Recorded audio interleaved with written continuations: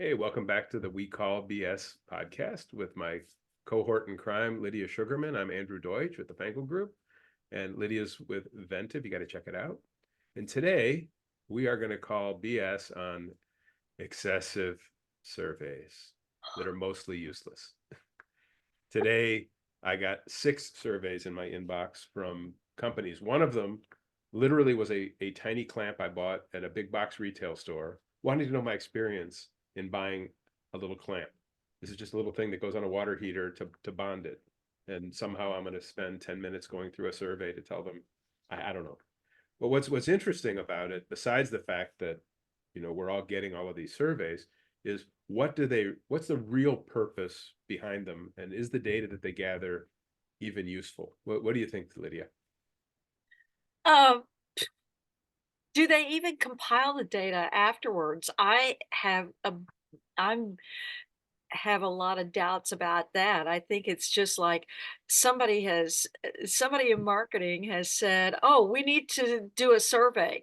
We need to submit send them a survey after this," and that's as far as it goes. And nobody looks at the data because we're capturing a ton of data these days that is just sitting there anyway. Yeah. And the thing is, if you're capturing it, what are you doing with it? And I always talk about this, just the most basic of market research, which is something that we work with all the time. It's a survey. 1 means I hate your product, 10 means I love it, on a rating of 1 to 10.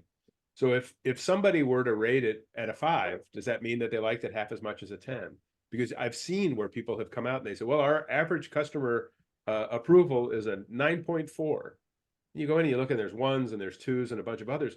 That number doesn't mean anything. It's not an average. What matters is how many ones, how many twos, how many threes, so you can sort of see the trend. And then what do those numbers mean? If Yeah. if my average is, you can drown in water that's an average of a half inch deep if you got a big enough. Sometimes a lot of times 5 is my default when I don't wanna have to think too much. Yeah. Or I'll go back before I submit a survey, I'll go back and look at the Mm-hmm. way the dots are distributed Mm-hmm. and change some things, because it most of the time it doesn't matter, or it's an aggravation. Yeah. I do get surveys from one company that pay for you to take surveys, Mm-hmm. Yeah. and Well, I that's interesting. That's interesting because at the end of the day, what is the sample? That hits on something that about these over surveys. With surveys that we get all the time, the only data that you're getting is from your customer who's willing to fill out a survey. If right. if you're getting paid to do the survey, it's someone who's willing to take a bribe to fill out a survey. But Well, it's not your total audience because not everybody's obligated to do it. you have to qualify Yeah. too. Yeah. You can be if you, work for the wrong kind of company, Hmm. or you're not the right age, or you're not the right gender, or you live in a part of the country that they're interested in interviewing men in California between the ages of 30 and 45, Yep. uh, then you that do not work in tech, Yep. then you don't qualify for the survey. Yeah. And another piece of it too, going back to the numerical, evaluations and the things that are in there. First of all, you've got a sample of people who are willing to fill out a survey, and those that are really pissed and those that love you. Right. You get almost no data from those people in the middle that couldn't care less. The second is once you get the data, you've got to know how to read it and understand it because at the end of the day, it's kind of anecdotal. And the other is what damage does it do to your brand to be constantly every time a customer I joke every time a customer sneezes, they get a survey. So Yeah.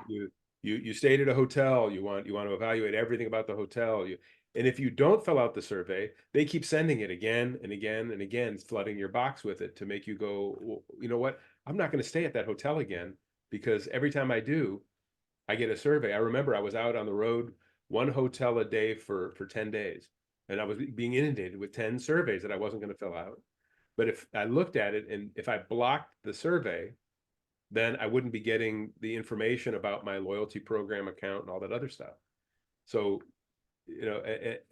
finally it stopped after about 2 weeks, and I thought to myself, God, this has got to be, I'm not the only one who's annoyed with it. It's got to be bad for the brand. What if they,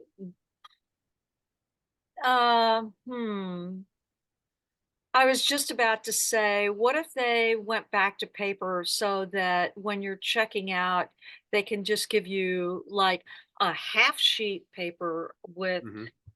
3 to 5 questions, and you fill it out and turn that in as part of your checkout Yeah. routine.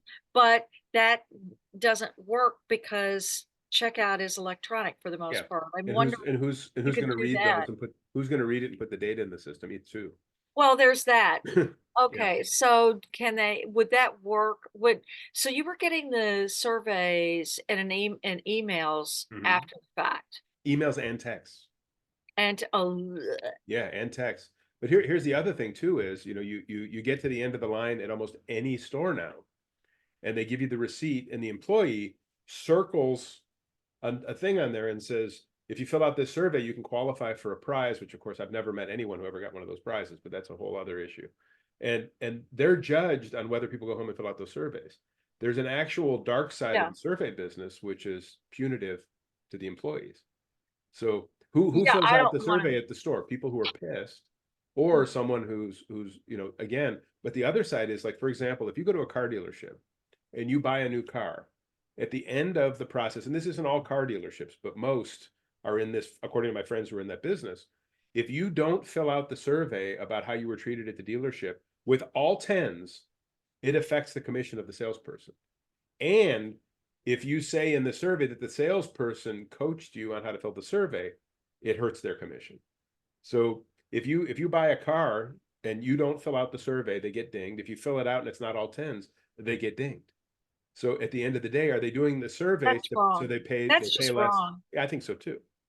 That's But just wrong. yeah.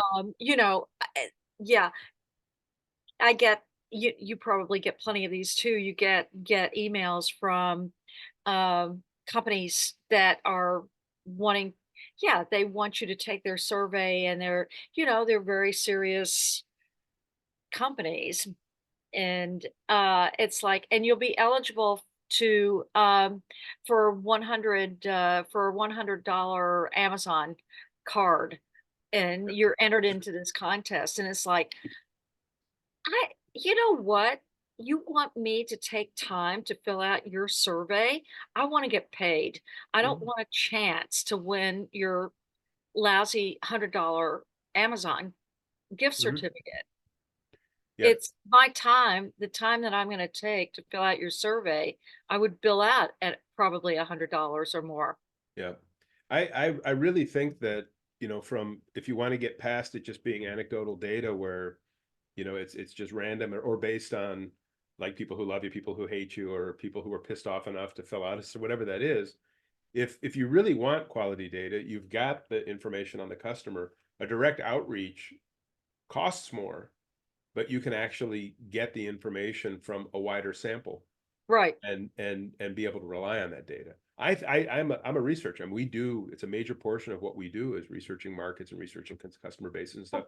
But surveys are the way that they're done for the most part, just to me aren't useful. I mean, earlier you used an example of at the end of a meeting surveys. I don't know if you want to share that. Right. Yeah, now there's actually one company I love they actually do a daily half hour Zoom on some aspect of sales, Hmm. and they're really good. And but this was the first time I noticed. The moment I closed the window on the Zoom Yeah. webinar, a new browser window pops up with a survey, Yep. and it's just like, you know what? I'm going into another meeting. I don't have time for this, and I just closed the browser window. Hmm. Um, and they're not the only ones. It's just that I noticed it with them, but that's something that Zoom enables, I guess, to you know, once attendees close the window, they get a survey. And I'm Yeah. just like, And those are the kinds of surveys that actually can be beneficial to a group. If say you brought a bunch of people into a room for a training seminar, And at the end of the seminar, you have them evaluate the seminar based on what they did and didn't like about it, the aspects, and what they thought would, if you were going to give a suggestion to the speaker, what would it be? It's still anecdotal data because people are writing stuff in that Right. I mean, but that you may see themes to help with the program for the next time you give it. again, it's like you've got my contact information. I would, if you and it's daily. It's if you sign into them, if you attend this Zoom every day at noon Eastern Hmm. for 30 minutes, you're going to get that survey every time. Yep. And after a while, it's just like, do I even want to tune in? Because I'm going to get this fucking survey. Yeah, but Hey, it's it's I have to drop at least one fuck every episode. well, now So it's two. done it now. Now you got me. You got two, so you got to skip Yeah. it. It Um, doesn't bother me. And if anyone watching this is offended by it, sorry, it's time to. fuck them. So you can bleep me out or do a delay. Nah, The other we'll leave it the in. other thing about surveys, I mean, surveys valid surveys are extremely Yeah. difficult to craft. It is a science and an art all in itself. You know that because that's part of what you do. Hmm. And Ventive actually includes a survey tool Hmm. in its platform, and I go to build surveys, and I'm got that in the back of my head all the time about trying to trying to craft, questions that don't have a bias built in. Yeah. Yeah. And it's also so that when people respond, those responses have some way of evaluating. And Right. to me, it's, the themes that are there are far more important than the data itself. So like, for example, if I were to ask someone who just bought a product, um, how did it meet your expectation, as a question? Well, what the hell does that mean to 50 different people? We all have different expectations. If I ask the question, would you rate your salesman or saleswoman or salesperson from 1 to 10, 10 being best salesperson you ever had, one being the worst, and I'm a guy who likes a salesperson who just gives me the facts and goes, I give that salesperson a 10 because that's what they did. You're a person who wants them to schmooze and they didn't, so they're a 2. Is that a fair evaluation of the salesperson? They both, in both cases, they got the sale, and Right. it's not, you're trying to put numerical coordinates, numerical pins in the map on things that aren't numerical. But Yeah, I just, recently changed my health insurance, and, I mean, talk about a cold call.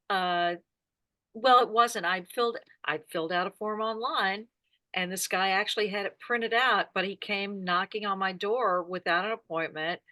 I let him in. We sat down and talked. He showed me that what he was selling was better than what I had, and I changed. But in the process, we're sitting side by side on the sofa, and he would touch me on my arm, yeah. and it bothers me. I didn't I bothers me. I Yeah. don't like it. Yeah, so the It's wedding's too off. familiar. Wedding's off then. Huh? Your wedding's off. Yeah. Uh, yeah, and other people wouldn't notice it, wouldn't think Hmm. twice, but it's just like it I don't wanna be touched by somebody that I've just met. Yeah. He just told me his name. Nice guy.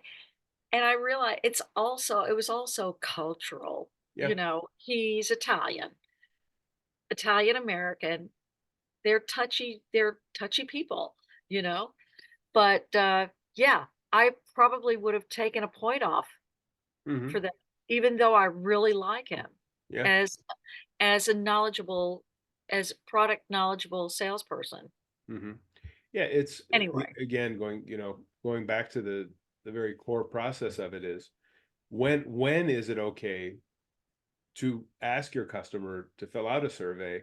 And are these people who are sending a survey for every single interaction destroying the ability to survey for others? My bank, if I go into the bank to the counter, every time I go to the bank, I get a survey. How was it at the bank? You go to the I, bank? every once in a while, I have to go to do something, and every time I get a survey, and Oh, and it makes me not want to go to the bank. Are they doing it to deter? No, but they a lot of companies, when I talk to other marketers, oh no, it shows that you're concerned about your consumer. People feel like they're important because they're being asked their opinion. Well, maybe once, but if I've got to do a bunch of transactions, like if I do a wire transfer or some international transaction, yeah, I tend to go into the bank to make sure that it's done properly. But right. but just because I went through the drive-through real quick to drop off a bunch of checks because it's easier than taking a photo of 20 checks. I don't need to fill out a survey to go, yeah, they deposited my checks. They said hello. It's it. I think that there's a limit to where I think most people are just tired of the number of surveys that we get. And of course, Well, the response is just block them, but that isn't always the best yeah. alternative. I read recently where net promoter score has just been discounted or discontinued by a lot of companies because it's just it's BS. Well, Um, describe what a net promoter score is for those who don't know.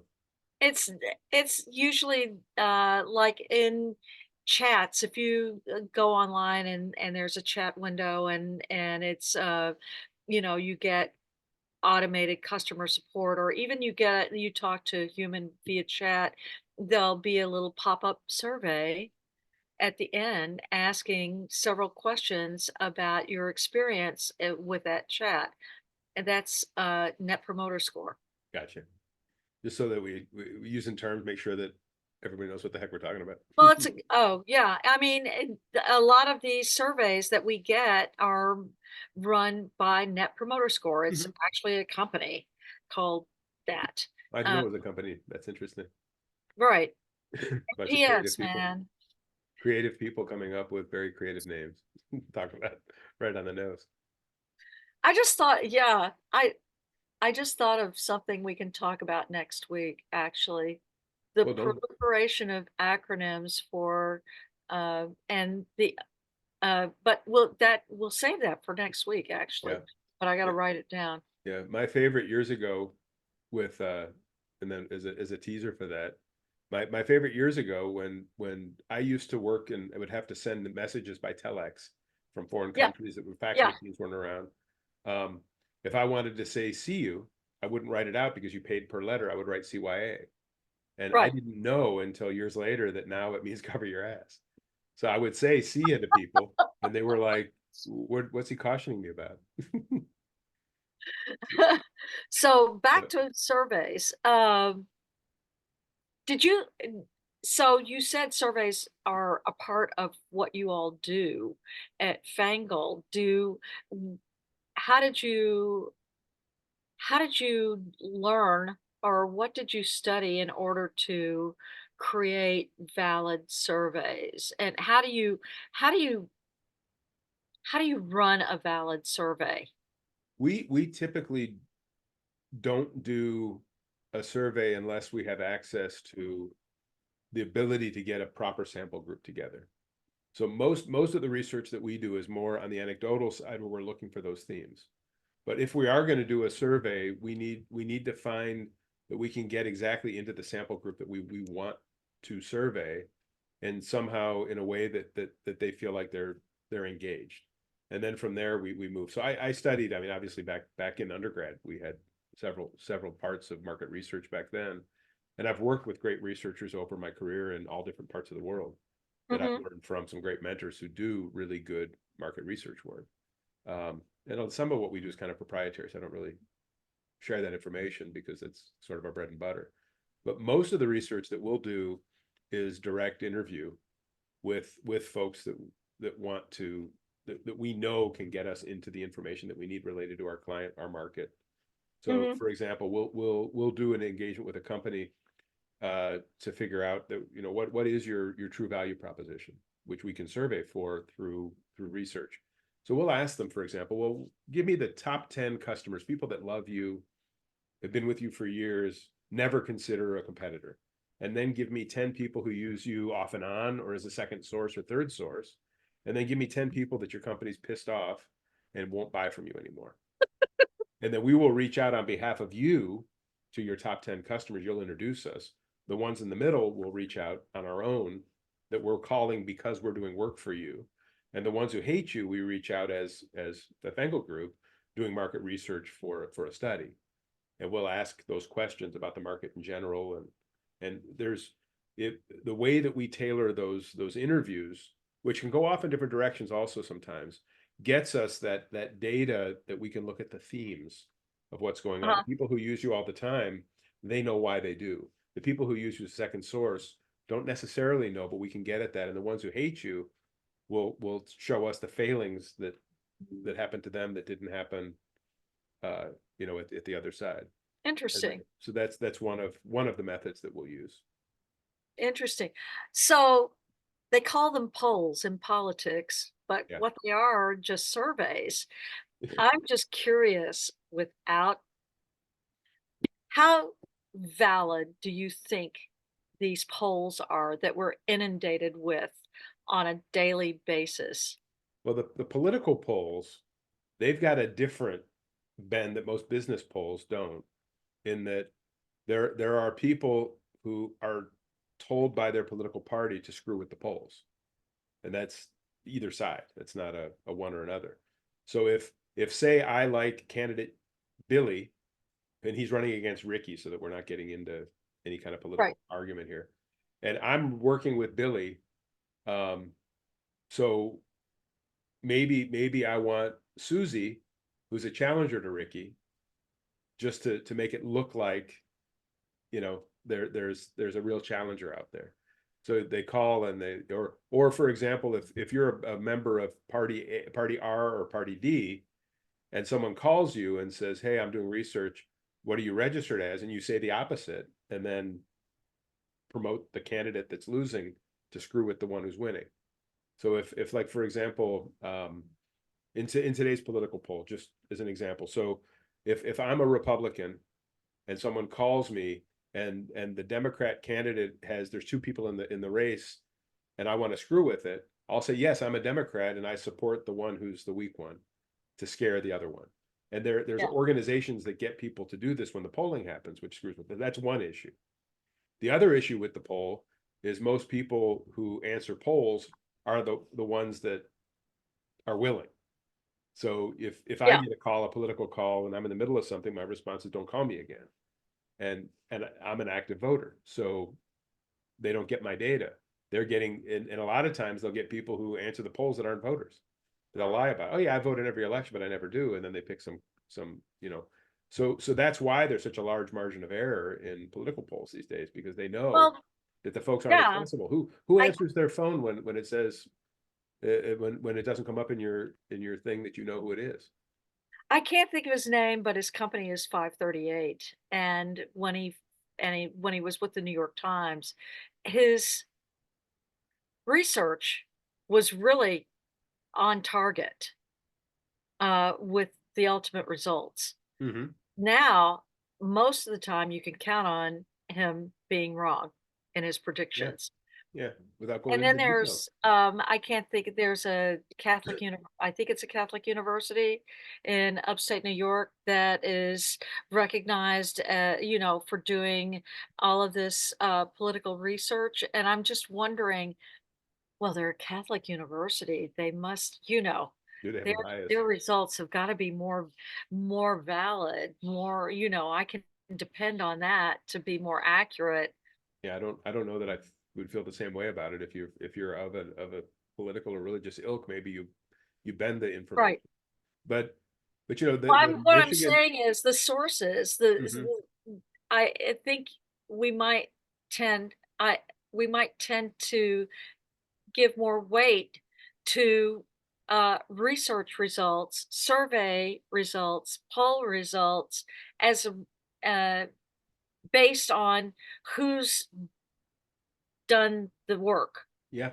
The other side of it, though, is that a lot of the political polling that's out there, push polls and otherwise, are to get you to change your vote. So like they'll say, well, if If you knew that Ricky, the candidate, was pro-murder, would you still vote for him? And Ricky's pro-murder, or that in the newspaper today, Billy was reportedly trying to triple bank fees uh, because he's from the industry. Would that affect your vote? These are things that play with people's heads. So is it really a poll or is it a manipulation, which is a whole other piece of the same argument? So if we take that back to what we were talking about, like retail research or buying surveys, Hmm. uh, how I mean, there's a saying about you can make numbers say anything. Hmm. So I guess you can make surveys say anything. You can. And you got to be risky. You got to be careful of that when you're looking at market data, because a lot of times people will create surveys to prove an idea.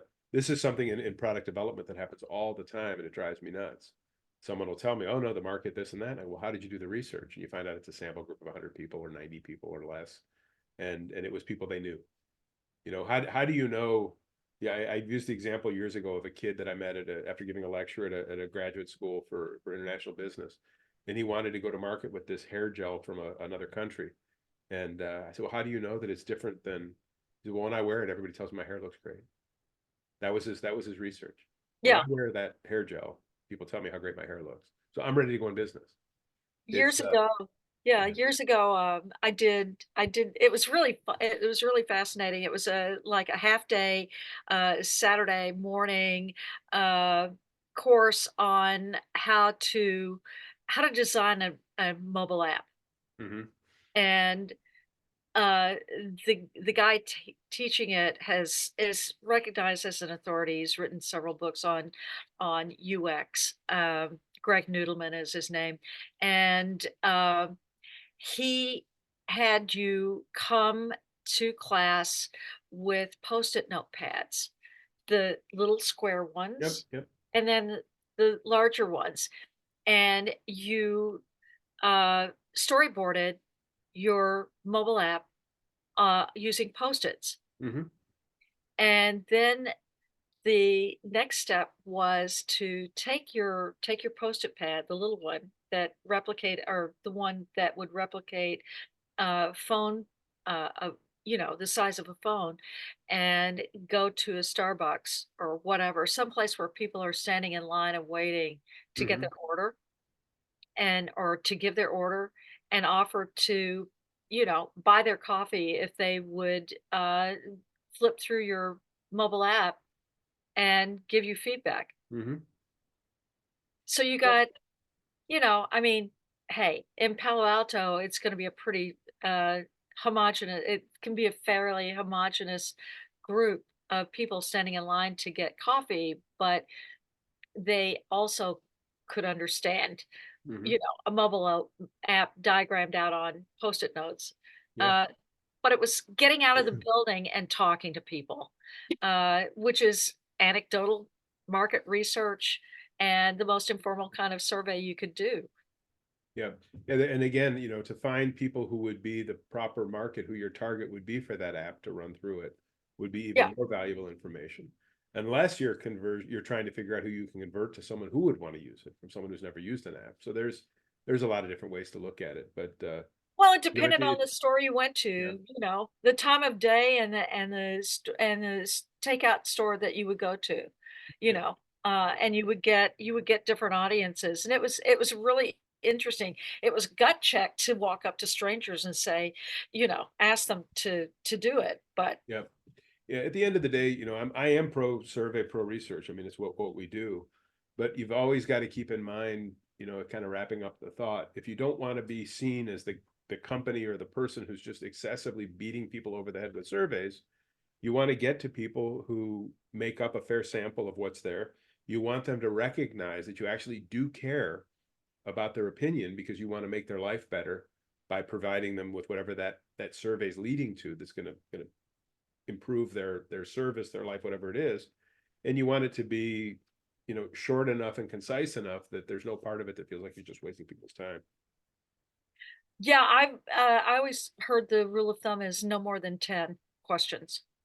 Yeah, and again, if it's a more detailed survey where you need more than that, then you gotta set the stage. But 90% of these surveys that we're getting should be under 5, and Mhm. 90% of them should be reduced down to 20%, I think, Yeah, if that. It's just yeah, yeah, I'm so over surveys. me I've too. already dropped the word, 3 times, so I won't Yeah, say it again, but yeah. So hey. anyhow, as we wrap this up, anyone who's watching, there will be a survey after. Oh, I'm sorry. Fill it But out in now triplicate. you know, Fill now it you out in and fill know it out in that triplicate. you can reach out to Andrew to help you construct valid surveys and valid research, For sure. and he's gonna come back and use the survey tool Inventive. So there you go. Yeah, look We're at that, complete tying it all together. package. Yeah, I'll have to put that in a survey. Okay. So we'll get some anecdotal data if folks comment on this in the notes below, and like and subscribe and all that nonsense that I hate saying. Uh, Once again, this was a lot of fun, Lydia. Thanks so much. Love it. And thanks everybody for watching. We'll see you soon.